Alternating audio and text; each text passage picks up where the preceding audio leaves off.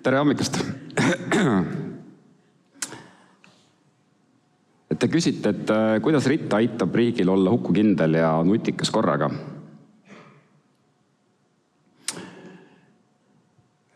Sõja ajal me kaotame Auvere kindlasti. Nii ütles Kaitseväe juhataja Andrus Merilo napilt kuu aega tagasi ERR-i otse-eetris. Aga me kõik ilmselt kujutame ette, milline see sõda on. Me oleme seda näinud siin telepildi vahendusel loodetavasti või piltidest või massimeediast. Aga milline on olukord, kui hukkub digiriik? Kellel on telefonid? Aha. Valdaval enamusel. Et kui digiriik hukkub, kui ei ole teenuseid, siis ei ole selle telefoniga midagi teha. Et oli eile puhkuse viimane päev ja olin Kreekas, seetõttu see ei olnud külma, aga Kreeka on selline imelik maa, mina ei teadnud, ma teadsin, aga mul ei olnud meeles, et seal ei ole neid ladina tähti, vaid on teised tähed kõik. Ja kui ei oleks olnud veisi või ei oleks olnud nutiseadet, siis ma ilmselt täna siin ei oleks. Et sealt orienteerumine ilma veisita on minu jaoks võimatu. Kui vaadata seda, et kui kujutadagi ette, et ei ole olemas digitaalsed teenused või tehnoloogia katkeb, et mis meile siis alles jääb? Mis sul siis on olemas? Et meil on olemas identiteet. Me teame, kes me oleme. Meil on taskus pass, ID-kaart, juhiluba, abielutunnistus, kui veab, või on vedanud, ja laste sünnitunnistused. Selle ütles mul naine siia juurde, et pidid olema kapis. Mina ise olen vaadanud Eesti keskkonnast kogu aeg, kui on vaja isikukoodi. Meil on olemas vara, et meil on olemas pangakaart. Kellel on natuke nutti olnud, sellel on olemas sularaha mingil määral taskus. Aga selle pangakaardiga ei ole sul palju teha, sest pangast raha sa välja võtta ei saa. Või kui sul on väärt paberid, siis sellel hetkel ei ole sul täpselt teada, mida su Google'i või Microsofti akse teeb või kui palju sul seda on või kas sa seda müüa saad, sest see kõik on digitaalne. Meil on töö olemas. Meil on olemas kontor, me saame sinna minna hommikul. RIT-is ei ole seal palju teha. Sest kui tehnoloogiat ei ole, siis ei ole seal kohvi ka vist ei saa. Aga lisaks kolleegidega rääkimisel tekib küsimus, et mille alusel me oleme seal. Ja meil ei ole töölepinguid ega mitte midagi muud, mis tõestaks, et me seal töötame, sest see kõik on tänapäeval digitaalne. Ehk kui digiriik hukkub,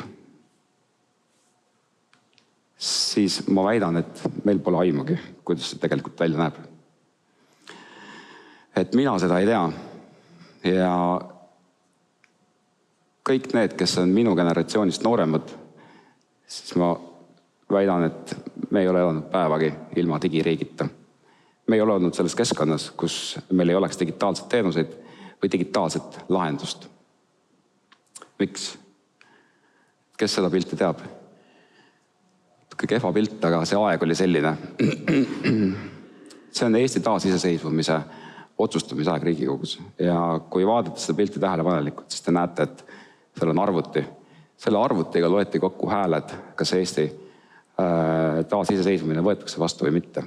Et juba sellel hetkel me kasutasime digitehnoloogiad. Ehk terve meie see aeg on olnud digitaalne. Ja kui vaadata hukukindlust ja mõelda selle peale, et mis see hukukindlus on, siis see hukukindlus on hästi lihtsalt öeldes lahinguvõime säilitamine. See ei ole IT-termin. See on juhtimise ja otsustusvõime termin. Ehk see on juhtide otsus olla hukukindel. Et digi saab seda toetada ja IT saab seda teha, aga see otsus, kas meil teenused on hukukindlad või ei ole, selle otsustab asutuse juht või teenuse juht või keegi, kes vastutab mingi asja eest. See on juhtimisotsus. Ehk see hukukindlus ei saa olla asi iseeneses. Milline on hukukindel teenus? Kui seda korraks vaadata, siis see ei sõltu ainult ühel territooriumil asuvast taristust. Hukukindel teenus on käivitatav ja hallatav välisriigist. Ja hukukindel teenus toimib ka siis, kui on katkestused elektris või sideühendustes või personalis. Ehk ainult niimoodi sa saad ehitada üles teenuse, siin ma räägin digiteenustest, et oleks hukukindel. Tal on väga lihtsad terminid. Ja selleks, et hukukindlaid teenuseid üles ehitada, sa pead olema nutikas. Sest ilma nutikuseta on seda keeruline teha. See vesilik siin ei ole mitte sellepärast, et sobib hästi eriti värvidega.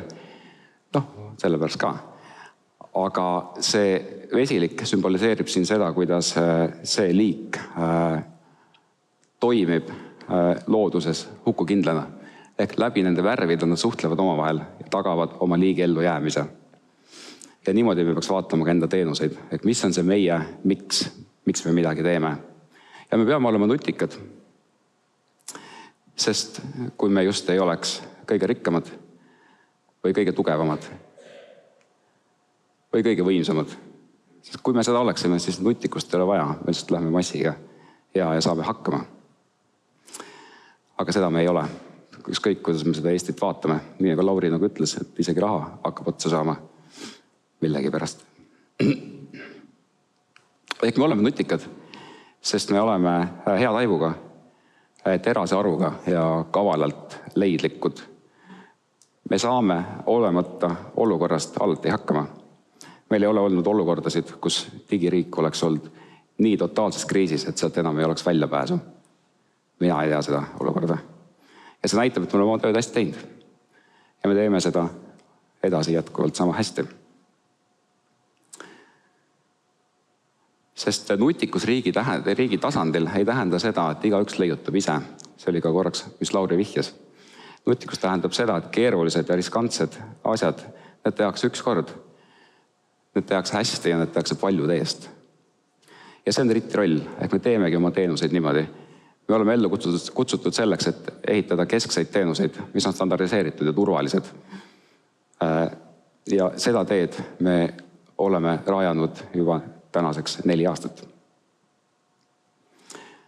Muide, kes teab, mis on kübermaailmas kõige levinum ründevektor? Mis on see, mis on nagu küberliikides kõige suurema sellise, mida tehakse kõige rohkem tänapäeval? See on phishing, eks?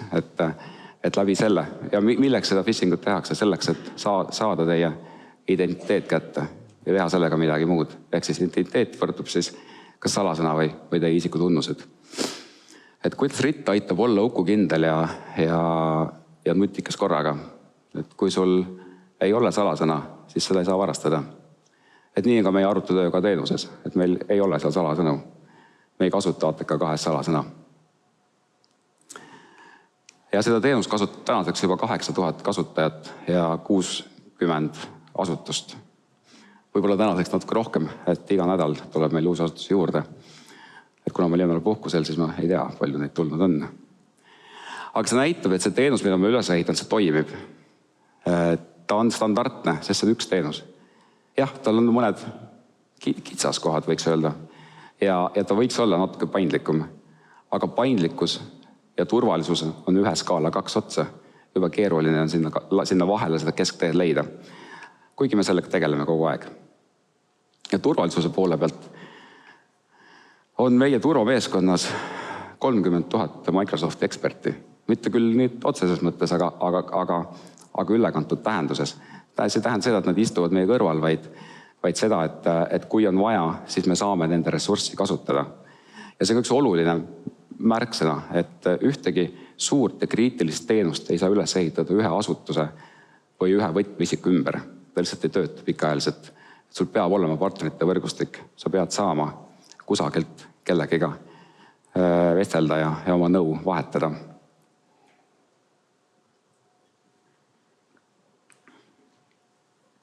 Lauri juba korra mainis tehisintellekti.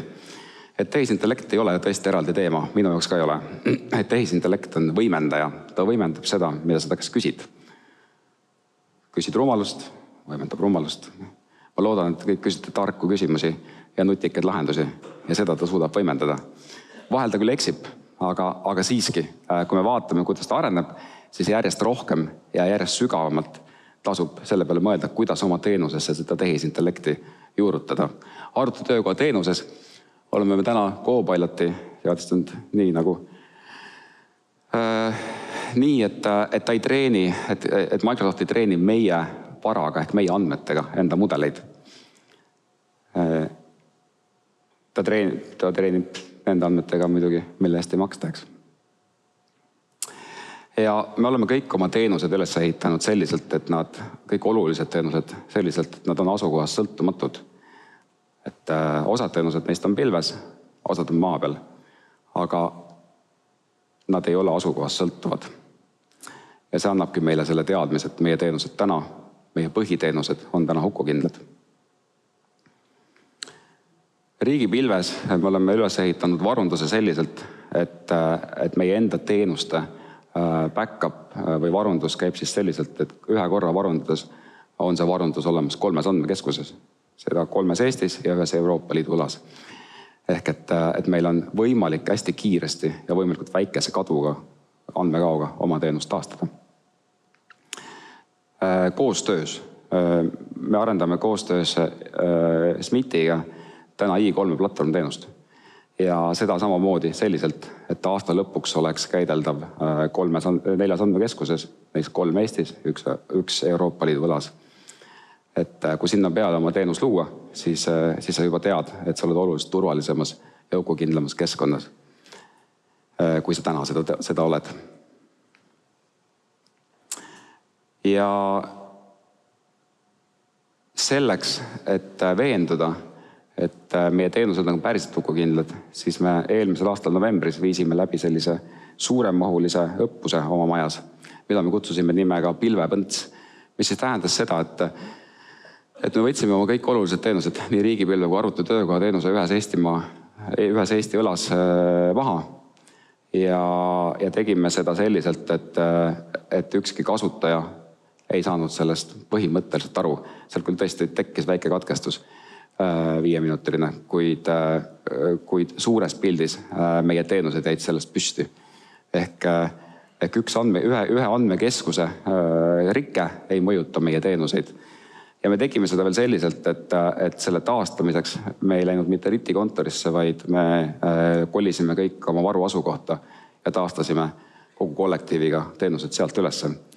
Mis ma julgen öelda, on Eesti IT-maastikul üks, kui mitte ainukene, siis üks väheseid selliseid õppuseid, mis on läbi viidud reaalajas, reaalsetes keskkondades, selliselt, et teenus jääb püsti ja suurt andmekadu sellest ei teki. Et see mulle annab vähemalt tunde, et me oleme õigel teel ja teeme õigeid asju. Ja me ei saa seda teha üksinda, et selleks ongi vaja kogu seda digiriigi koostööd, et me oleme väga paljude IT-majadega koostöös asju üles ehitanud ja koos nendega konsulteerinud. Ja see viibki seda digiriiki järjest edasi, et see näitab meie nutikust, meie leidlikkust, et me suudame asju teha koos, mitte üksinda, sest koos me saame teha suuremalt ja laiemalt neid asju, mida vaja on. Ehk hukukindlus minu jaoks ei ole projekt. See hukukindlus on rutiin, mida tuleb teha kogu aeg, ka siis, kui midagi ei muutu. Ja eriti siis, kui midagi ei muutu. Sest sellel hetkel tavaliselt me muutume enesekindlaks. Ja see on see hetk, kus tavaliselt asjad juhtuvad.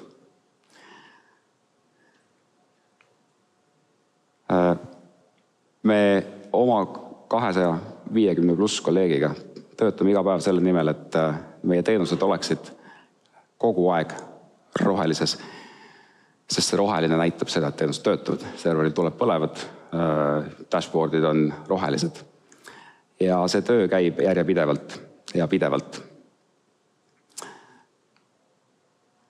Ma soovin teile mõnusat pilvepäeva ja kutsun teid kõik üles hoogsasti küsima, sest läbi küsimuste ja väljakutsuvate küsimuste me saame ehitada üles hukukindlaid teenuseid, hukukindlaid asju. Ja nutikalt, sest ebamugavus viib inimesed leidlikkuseni ja leidlikkus reeglina tähendab nutikust. Aitäh teile!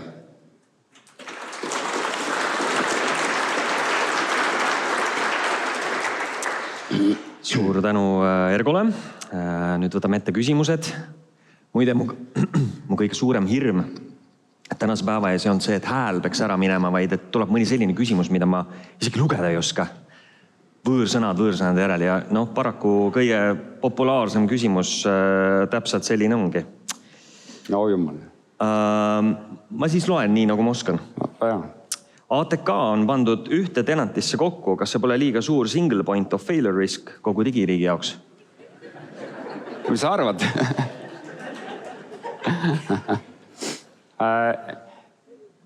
Sellele küsimus... Ei, on hästi lihtne. Tõlgime kõigepealt. Ma arvan, et me IT-inimesed saame sellest aru. Aga et see on arutelu all olnud mitu korda ja see oli ka selle ATK teenuse disainimise nende arhitektuuri otsuste üks pikemaid arutelupunkte koos Microsoftiga, et kuidas ehitada. Ja kas kas teenused on ühes tenantis või mitmes tenantis, sõltub sellest, mis ülesannet me tahame lahendada. Et kui me tahame ehitada üles turvalist keskkonda selliselt, et kus saab teha hästi mugavasti ühistööd, siis üks tenant ja ühe tenanti lähenemine on õigem. Kui me tahame teha mitut tenantit, siis me peame arvestama sellega, et halduskeerukus oluliselt kasvab. Ja see single point of failure läheb teise kohta. Et see ei ole reaalne, et me haldaksime kõiki, kui me teeksime 80 erinevat tenantit ja siis need haldaksime kõiki läbi ühe keskkonsooli, nagu teevad erasektori partnerid tavaliselt. Et ega keegi ei halda eraldi tenanteid ise, vaid need skriptid kirjutatakse nii-öelda selles orkestraatoris seal üleval ja siis läbi selle hallatakse polisseid. Ja sellisel juhul muutub see orkestraator täpselt selliseks samasuguseks single point of failure'iks. Nii et see on see mõttekoht, et kuidapidi on parem ja see kaalumise kauss on ka täna laual näiteks, et täna arhitektid kõikide majade arhitektid koostöös RIT-iga arutame uuesti seda, et kas nüüd on olukorrad muutunud ja kas nüüd peaks tegema midagi teisiti. Seal ei ole ühest vastust. Saab teha nii ja naapidi ja mõlemad on kas head või halvad, sõltub sellest, kuidas vaatad. Aitäh, asi sai palju selgemaks. Järgmine küsimus, mis tõesti on väga paljudel meelel, on geopoliitikast, et mis saab näiteks siis, kui USA peaks keerama digikanalid ja teenused kinni, sealhulgas Microsofti? Keeruliseks läheb. Sõltub sellest, kui kinni keeratakse või mismoodi. Tänaseks meie teenused ei ole USA pinna peal, vaid on Eestis. Jah, nad on küll pilves arvutöökoha kontekstis, aga siiski nad on, mitte Eestis, vaid Euroopa Liidus. Oletame, et kui ikkagi Trump teeb otsusi, siis ta ei tee niimoodi, et keerame natukene, ütleb completely. Siis ma arvan, et meil kõigil üks ühine suur mure siin, et ega siis keegi teine sellest ka päästetud ei ole. Sellele meil on alternatiivsed teoreetilised plaanid, aga päris elus me seda katsetanud ei ole. Ja ma täna ei tea, et Eestis oleks sellist arvutööga teenuse kontekstis teenuseid, mis saaks olla täiesti Microsofti või USA vabad. See on kindlasti ebamugav teema täna. Ja väike torge RIT-i suunas ka, et miks RIT ise ei ole oma teenuseid kujundanud hukukindlalt. Näiteks täna palutav e-maili teenus sõltub ainult Microsoftist, aga jooksvat alternatiivi ei ole mõeldud. Aga miks te arvate, et ei ole? Ahaa. Esimene pealkiri. Jah, meil on lahendus selleks, et kui pilvekeskkond on maas, et mis me siis teeme, et see on meil teada. Et selles osas me oleme mõelnud, aga neid sõltub jällegi, kuidas seda hukukindlust nagu lõpuni vaadata. Et ma pigem olen rohkem mures identiteedi pärast kui meili pärast, et kuidas see üles ehitada teistmoodi. Kas RIT ei peaks keskenduma rohkem kesksetele tarkvaralistele lahendustele ja turbe tagamisele, mitte füüsilise pilve ehitamisele?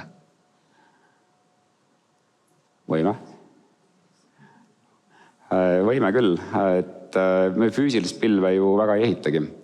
Et riigipilv on veidi kaugemal kui füüsiline pilv. Ja see ka, et me sinna peale ehitame seda platvormteenust, näitab seda, et me liigume õiges suunas. See, kas meil peab olema Eestis on-prem keskkondades, andmekeskustes enda teenus, sellele Lauri vastas, et jah, teatud teenustes, teatud olukordades me ei lähe pilve. Me ei lähe Eestist välja, me mingites teistes asutustes minnakse võib-olla maa alla või veel kuskile. Ehk siis see sõltub sellest, mis teenuseid sa kasutad. Sul on vaja erinevaid lahendusi, et üks vits ei päästa siin. Ja ilmselt keegi partnerasutusest küsib, miks RIT ainult aitab, aga kas mingis ulatuses RIT ka vastutab? Mis kontekstis? Fantaasia küsimus. Aha. Aga mõte on vist selles, et RIT-il võiks olla rohkem vastutust, kui seda praegu on. Veel rohkem. Et ma ei tea, ma ise mõtlen kogu aeg, kuidas need 8000 kasutajad saavad hommikul sisse ja kas nad saavad oma meile lugeda, et minu arust see on päris suur vastutus. Või oma failidele ligi või oma vanematesse keskkondadesse ligi, kus on parooliga sisse logimine näiteks. Et me vastutame päris paljude asjade eest. Ma ei tea jah, mida see mõelda, et mida me aitame. Aga me aitame ka, aitame koolitada näiteks, et seda me ei taha ise teha. Kohe tuleb väike paus, siis saab kindlasti Ergole ligi astuda ja täpsemalt rääkida. All on olemas. Aga küsimusi on tegelikult veel palju. Kiire küsimus. Kuidas te vaatate Prantsusmaa otsuse peale viia riigiteenused Linuxi peale? Huviga. Väga suure huviga. Et neid liigutusi on enne ka tehtud. Siiani nad ei ole olnud püsivad lõpuni. Kindlasti me mõtleme selle peale, et kui see on reaalselt nagu tõestatud, et see asi töötab ka. Et näiteks Taani ütles mõni aeg tagasi juba, et nemad loobuvad Microsoftis, suured pealkirjad olid. Kuna me Taani IT-keskusega oleme heades suhetes, me küsisime, et mis tähendab. See ei, et tegelikult nad loobuvad ainult sellest, et kõik arendused, mida nad teevad, peavad olema Microsofti dokumendi laienditest mitte sõltuvad. Et nad ei loobu Microsoftist ja sealt umbes nagu läkski mööda paar kuud vist, kui tuli uudis, kuidas Microsoft ehitab nendele suure kesklahenduse. Ehk et see sõltub natukene sellest, mida nüüd Prantsusmaa päriselt mõttes ja mida ta teeb. Kaks asja, et sa tead isegi, kuidas ajalehe pealkirja uudised tekivad. Kui aktiivselt ja sügavalt RIT teostab taasteteste? See samu pilvepäev oli üks suurepärane taastetest. Me teeme selliseid õppuseid 2 korda. Tahame teha 2 korda aastas, reaalselt teeme aastas korra. Kõike teenuseid me loomulikult taastetestidega ei tee nii tihti. Aga kriitilisi teenuseid me vaatame. Mis väärtus on hukukindlal teenusel, mida ei saa kasutada? Puudub telefon, internet või elektriühendus? Ükskord tuleb see teenus tagasi, nii internet kui telefon, ja siis sul on seda teenust uuesti vaja. Copiloti kasutamisest andmete pealt mitte treenimine ei tähenda garantiid, et pilveteenuse pakkuja neid andmeid maha ei salvesta. Võimalik. Kas RIT usub, et riigipilve loomisel kvaliteedis võistelda tehnoloogia hiidude Amazoni ja Microsoftiga on võimalik? Äkki oleks mõttekas oma andmekeskused kinni panna? Ei usu, et on mõttekas võistelda. Ja meil on plaanis ka olnud seda kunagi teha. Et me ehitame riigipilve konkreetsete vajaduste peale. Need tulevad teie käest, klientide käest. Et kui riigipilves oleks täna 0 klienti, siis me oleks kinni selle pilve, et pole vaja. Me näeme, meil on täna ju kesked hanked olemas Amazonile ja Azure'ile ja me näeme seal kasvu suhteliselt tugevas tempos. Aga see kasv on veel piisavalt väike, et öelda, et riigipilve ei ole vaja. Et ei, me ei pea nendega võistlema, sest nad ongi täiesti erinevad ja nad on täiesti erinevate eesmärkide pärast üles ehitatud, et siin tuleks igal asutusele endal korraks analüüsida, milline on tema jaoks kõige parem lahendus. Mitte soodsam, vaid parem, sest tihti minnakse Amazoni ja see on kallim, mis tähendab seda, et raha ei ole seda argument, vaid seal peab olema midagi muud. Ja kui see on argumenteeritult tehtud selline otsus, siis jumala eest, et seal peab siis midagi olema ja siis tulebki seda toetada. Ja vastupidi ka, et mingitel hetkedel on mõistlik tulla riigipilve, sest see on võib-olla mingites tingimustes parem, näiteks soodsam. Ja on näha, et Ergo on puhanud. Väga põnev sissevaade. Aitäh! Aitäh!